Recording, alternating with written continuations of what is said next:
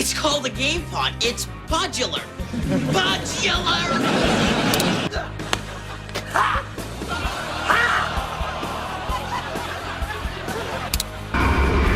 Welcome to GameSphere. Can I please take a break? You will take a break when Dora finds her way to that banana tree. Come on, Dora, it's right over there. Ombre los ojos. Come on. Drake and Josh was f***ing great. But to understand why, we're going to need to rewind a bit. Cue pretentious video effects. Welcome to 1999. This is Amanda Bynes, star of the new hit show, The Amanda Show. A spin-off of All That created by Dan Schneider, who, we'll save him for another day. But neither Amanda nor Schneider are what's important here. What is this. Good boys don't take eggs from foreigners. When that boy runs, his father wiggles. This was the world's first introduction to Drake Bell and Josh Peck. Background characters on a sketch comedy show. But there's something there. A pilot is built around the two, it's shot, literally never airs to this day. It goes presumably well, and Nick places a series order. From its premiere on January 11, 2004 to its series finale, the show would become Nick's highest rated live action show. But how? How could this have possibly worked? Cock-a-doodle-doo, the cow says boo. Cock-a-doodle-doo, the cow says boo. The most iconic Drake and Josh episodes are easily identifiable. The Foam Finger, The Storm, The Bet, Drew and Jerry. But Drake and Josh's best episodes all share something in common. A formula. A formula that's exemplified in the series' magnum opus. The series' very own Treehouse follows the Drake and Josh formula to an absolute T. The episode starts simply. Josh gets a package from his grandma. It's a model rocket. Drake, who must literally be 99% testosterone, has better ideas. He's landed twins, and him and Josh are meeting them at the premiere tomorrow night. Ingredient 1 of 4. Drake and Josh is a teen show. It acts like it. No pandering messaging, just two teenagers acting like teenagers. Drake spends 90% of the series' 4 seasons with his tongue down the throat of some actress whose career probably peaked at that very moment.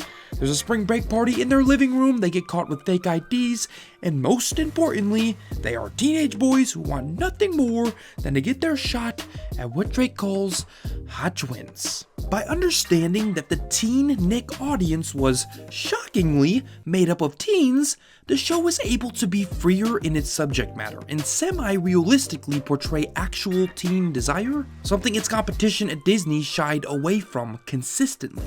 Drake and Josh was able to represent its audience. But from here, things don't go smoothly. Drake and Josh rush upstairs to build their kind of gigantic model rocket in their bedroom, which was quite frankly the greatest bedroom in television history. I mean, look at this thing. And in very Drake and Josh fashion, this happens. Well, maybe we can drop the fuel pod in from the top if I take off the nose cone.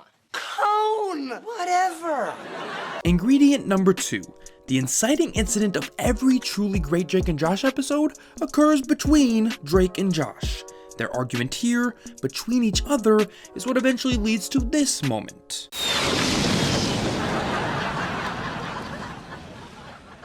Which leads to Drake and Josh ending up here. The Bet, Foam Finger, Drew and Jerry, all about problems between the two. While they were great working together, they were at their absolute best within the context of the show when they were pitted against one another. Why? It's simple. Great acting and great writing. From a talent, looks, and personality perspective, everything about these two scream, this shouldn't work. But Schneider, who also wrote the show, was able to pit the brothers against each other and not risk forcing us, the viewer, to pick sides. Because Josh was written for 3 seasons to always unconditionally support Drake no matter how he's treated, and because we, the audience, at this point know this, it becomes less about who's right in teaching a lesson, and more about having both brothers fight to see Well, who can be more ridiculous? This one-upmanship and lowered emotional stakes turns every Drake and Josh fight into the Tyson and Holyfield of teen comedy. The very best Drake and Josh comedy is the Drake versus Josh comedy. This argument leads to this moment, which leads to the one thing that's going to keep Drake and Josh from those twins. I see the problem. Oh, do ya? Maybe the most iconic scene in the entirety of the series. Drake and Josh quickly realize they're stuck in this treehouse, and with Megan unwilling to help, they might be stuck there all night. Ingredient number 3. Drake and Josh are kept on a level playing field. They are equals. The whole popular kid befriends nerd cliche is as tired today as it was then. Forcing them together through family was an even more exhausted avenue. But when Drake and Josh is at its best, and better than basically everything else taking a similar approach, is when those cliches don't matter anymore. Fine, Josh Kazam. At no point in this episode is Josh's nerdiness of intrigue. In fact, Drake is the one that suggests building the rockets. At no point is Drake's status as a popular kid of note either. Drake and Josh are headed for dates with twins. They're both stuck in the treehouse, and all that matters is how their personalities interact with each other. Treehouse strips Drake and Josh of all their social advantages and disadvantages, locks them in a room and says, talk to each other. And it gets increasingly hilarious. This is gross. Yeah, nasty. Too many teen shows reduced their characters to these stereotypes, but never elevated them. Treehouse doesn't make this mistake. Drake and Josh are in trouble, they're idiots, and they're alone.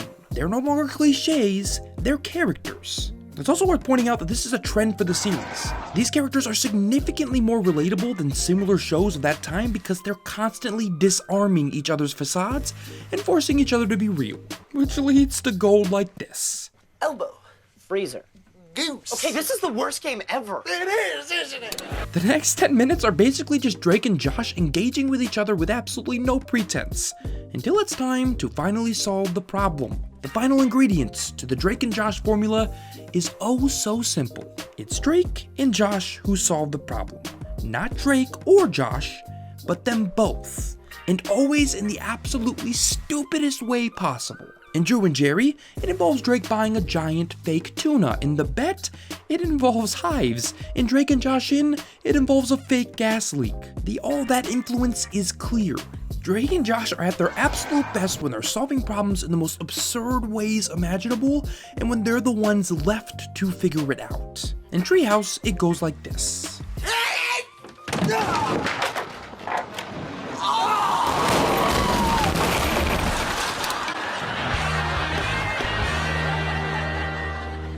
Drake and Josh hold up spectacularly well today, and that's because the Drake and Josh formula, the one that each of the most iconic episodes is made up of, really boils down to something very human and relatable. Forcing these characters to be themselves, unabashedly, is really all the show is about.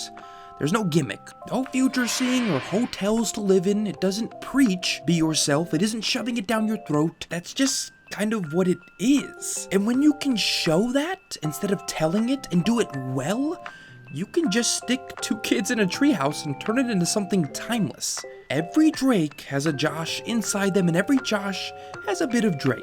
The one lesson Drake and Josh left us with is no matter how cool you think you are, no matter how high your grades, we're all boobs. We just come in slightly different packages. Ladies and gentlemen, that is it for this episode of Nerdstalgic. If you enjoyed this video, maybe press the like button. I am just a normal guy making video essays for normal people. So if you enjoy that, maybe also consider pressing subscribe to get more of those kinds of things. Also, if you're gonna press subscribe, consider hitting the bell too, since that's like the only way YouTube actually hands their videos out to people, is if they've hit the little bell.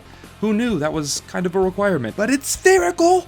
So maybe hit it for that reason. I'd also love to know what your guys' favorite Drake and Josh episodes are. But more importantly, I'm more curious about what your favorite Teen Nick show was. Not any other kind of show, a Teen Nick show. What was your favorite piece of that block of programming? Let me know down in the comments. I'll see you there. Megan! Megan! Megan! Megan! Hey! Megan! At least bring me a snow cone! Cone! Oh, whatever. Megan! Megan!